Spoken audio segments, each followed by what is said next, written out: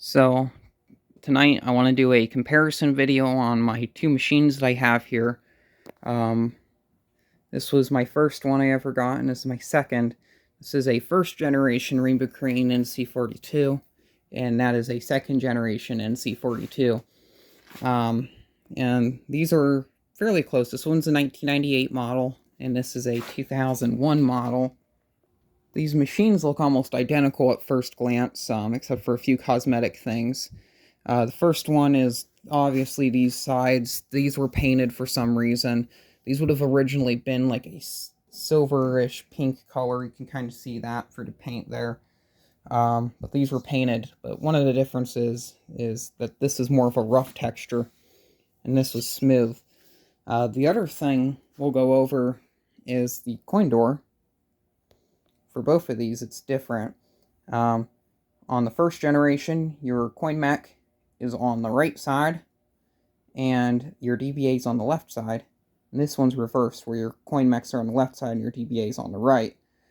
Prize door is roughly in the same spot. It is, I think, a little bit bigger on the second gen, but roughly about the same thing. Prize doors are a little bit different. This one's just a basic prize door that opens and closes, and this one has a hinged flap on it. The actual prize pickup area on the second gen is a lot bigger. As with the first gen, it's a lot smaller. You can't put as much stuff in there. So there's that. This one also has a prize sensor. The other one doesn't. You could spec these with the prize sensor if you want. There's actually provisions on the board for that. The marquees are completely different. I'm not sure if this is the original marquee, because something I've noticed with this is, I'm pretty sure, no, I can't remember where it's going. Yeah, pretty sure most of these first gens, the text was clear, and you could actually see to the back. These were lit with C7 Christmas light bulbs. So if I were to just pull one out right here, you can see that's what it uses to light the marquee. Just a whole bunch of them going along that, and this bear's trying to fall out of the machine. So that's how that sign is lit, as this one just uses a fluorescent strip. This one has both of its lights intact. The other one has had the front one removed. This machine will eventually be getting converted to LED, but I wanted to show it off with the fluorescents first before I ever went ahead and do that. Another thing of interest with this is the second gens. They normally have a data plate right up here, which of course there's glare, but that will have most of the machine information on there. The second gens, I can't seem to find a info plate, but there's never one there. There was a sticker back there, but that's long gone. But yeah, there's nothing in terms of a information sticker on a first generation machine. So that's pretty much all the things you'll see from the outside. The two biggest differences is with the gantry and the inside cabinet area. I'm going to start off first on the first gen. I'm going to show you how this is all done. The claws are literally the same. The mechanism inside is pretty similar. There's a few differences. With the first gen, you get this plate, this flat plate that just goes right along the bottom of that. And with the second gen, the plate goes from side to side. It clips in on that end, and then is held in with a screw on that end. And with these second gens, this is where, when the claw drops, you get that that clunk noise of this piece here falling down and resting against the metal. You don't really get that with this. It's just it's hinged here in the back, and then on the front, it just kind of floats there. Micro switch locations there. On this, the claw plugs in up towards the front. That one plugs it in the back on the opposite side.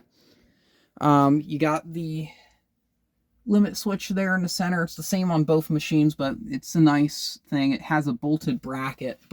As you can see, it's the same up here on the front, but your bracket is bolted on just like that. And that's where the limit switch is placed. On this one, it has, the metal has been bent out and off to the side, and the switch is attached that way. and it is just like that on the back too. It's the same thing.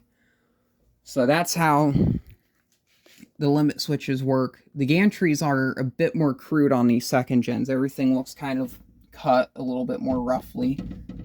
It's a little bit more smaller on this, probably for cost saving. As with the first gen, it's more rounded edges. It's a little bit wider. You can see how nice everything looks. It's also, all of this stuff is black. Gantry's black, both the end panels are black. As with the other machine, it is all unpainted brushed aluminum.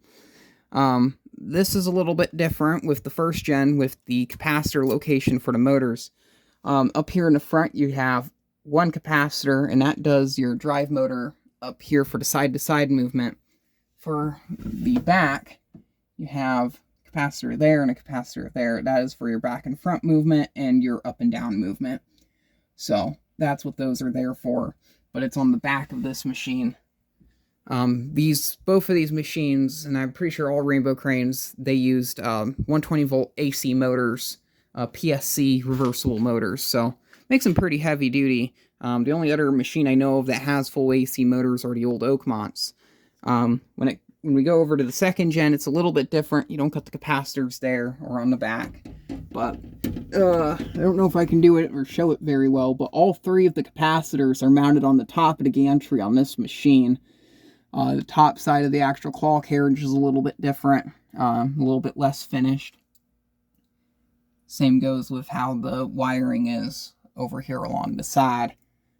Cabinet construction is pretty similar. Yeah, I'd say it's about the same. Once again, you can see in the back corners, that's what the side panels would have looked like if they weren't painted red. As with this one, it's that kind of textured black finish. It's like that on both sides.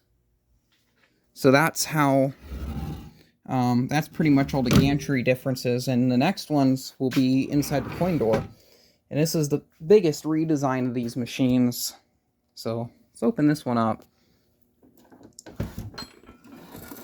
This is the first generation. It's a bit more crammed, but you have your control board, power supply board, and your DBA power board all mounted onto this piece of wood, which is screwed onto the door. So everything opens up and comes out. All the inside stuff back there, that's all there. So that's all storage space for plush, parts, etc. The coin door is down, the coin bin is down here on this little platform. You got both your coin mechs right here, an easy spot to get to. Your play counter is mounted right here in the door. Your board is completely different from the other one, which we'll show that a little bit later. But everything is wired in with these little kind of clamp things. And they just kind of go all over the place. You got your two boards there, your low voltage transformer for things like the coin mechs and stuff, and then your board power supply. So that's how that's set up on the second gen. As you can see, as soon as you open it, you get your coin mechs, your coin door. Both of your counters are located on the door. This is where your DBA would be. This one, that large metal plate right here, the magazine for the magazine that would go with the DBA would be mounted right on here. I did get a DBA with this machine, but it was spoiled. I never got one with this machine.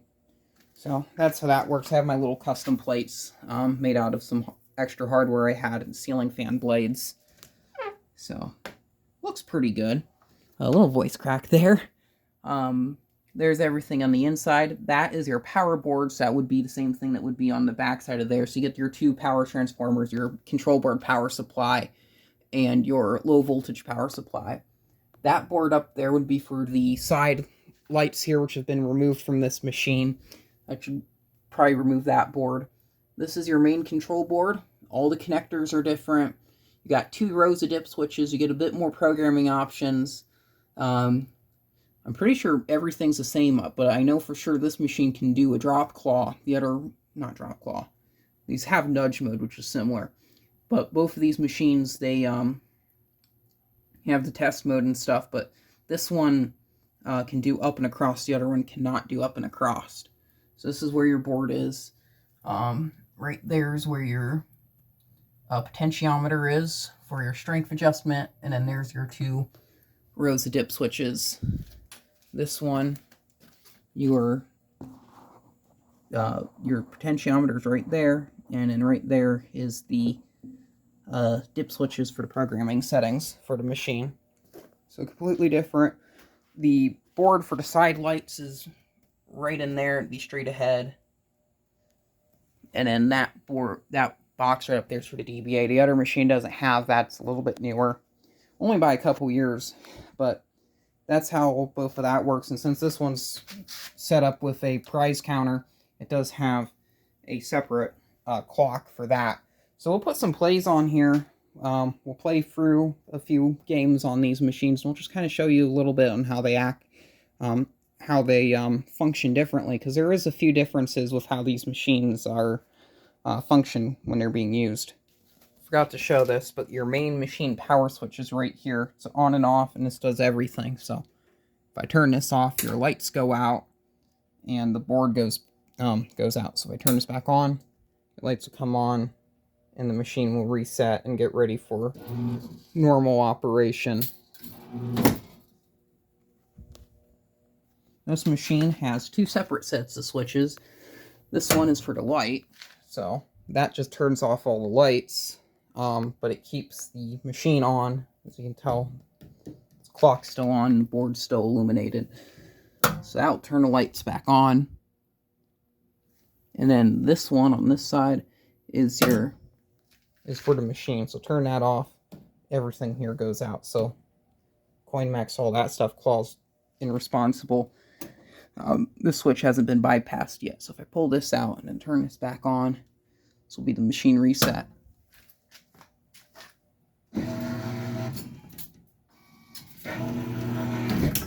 And this one resets a lot quicker than that machine. So we'll put some plays on here now. I think that's everything that I wanted to show. So we're going to do the first gen first, obviously. And this one's set to 50 cents, but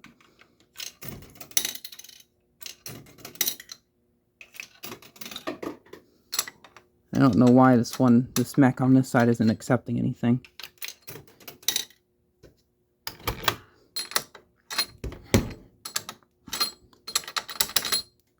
My coins are stuck. Well, that's been fixed. Anyway.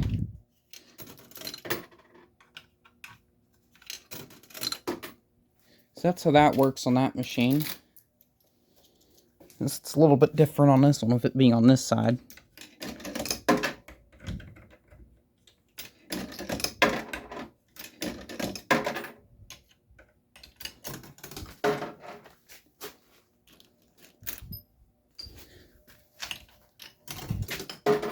So we got 5 plays loaded up on both of these. So I'll show you how this works.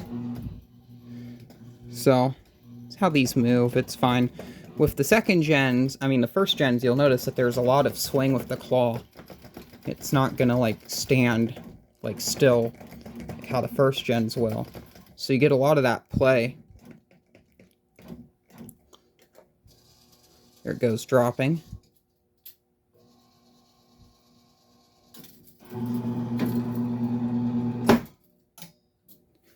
So there's that. We'll do the second gen.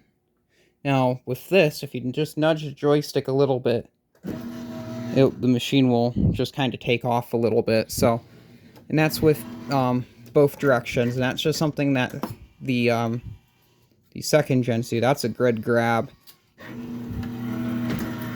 Barely fell in. And it does the same thing with going back.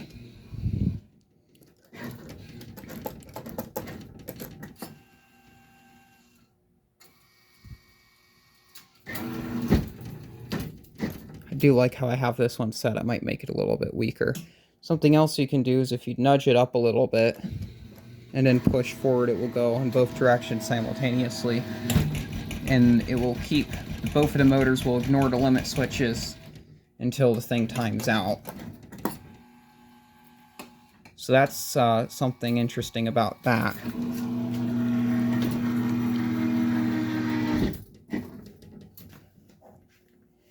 So with that, the other machine, as you saw, it did that thing first. When this one goes back to the home position, when it returns, you'll notice how it just goes right home and releases. With this one, when it reaches that home position, it will kind of move back over a little bit. So just like that. I'll show that off again quickly.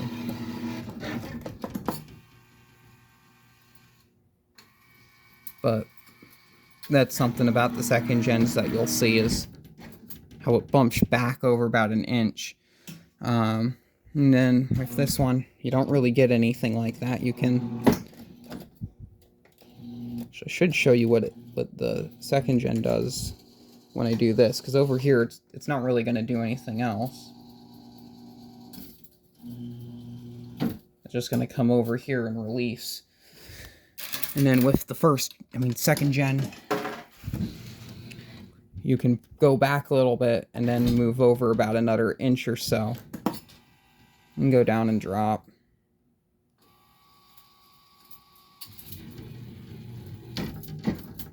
But it will move back over another inch or so.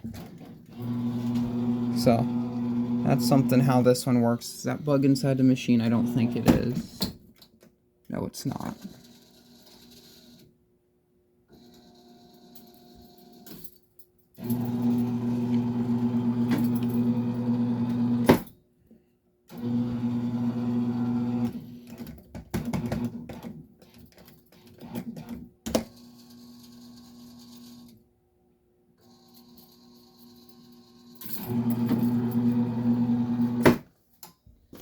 I did fix the coin mech on this, so it is working now. Well, it was.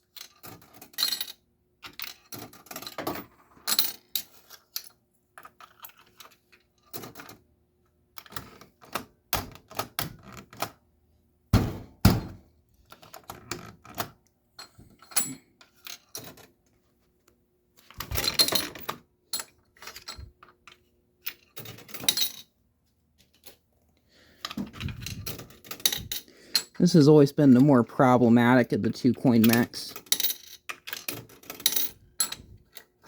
I just don't know why today it just decides not to work.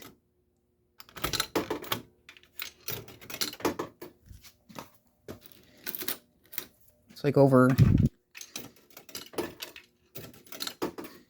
Very strange. Let's see if we can get a win off of this machine. This one's a little bit weaker than the other one. When I did my most recent video of this machine, it was set to this this strength. There we go. Look at that. That's a great grab.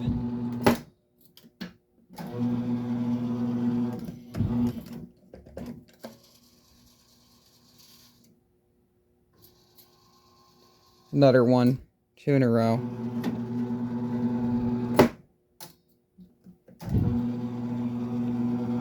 I don't know if there's really anything else gettable in here.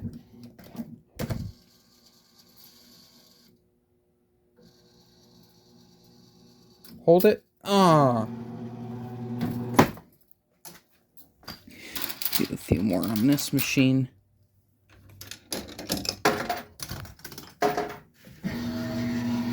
The motor is a lot louder on this one, but that just has to do with this one having more plays on it. And this one, the claw on this one, it gets kind of stuck in a few spots, which is kind of strange. I showed that off in my video I made of this machine.